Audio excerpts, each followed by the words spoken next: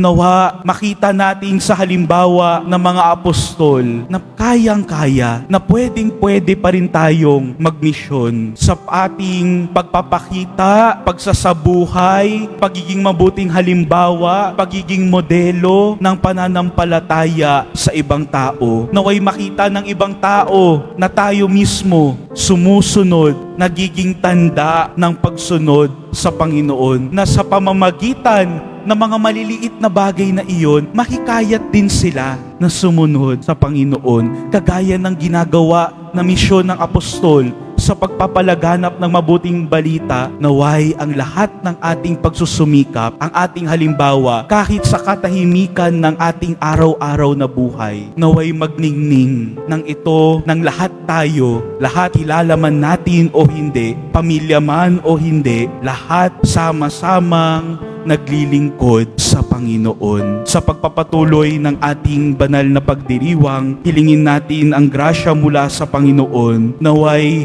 sa ating araw-araw na mga hamon, araw-araw na mga pagkakataon ng pagsunod sa Kanya, naway laging maging tapat tayo sa misyong ibinigay sa atin ng ating mahal na Pong Jesus Nazareno. Amen.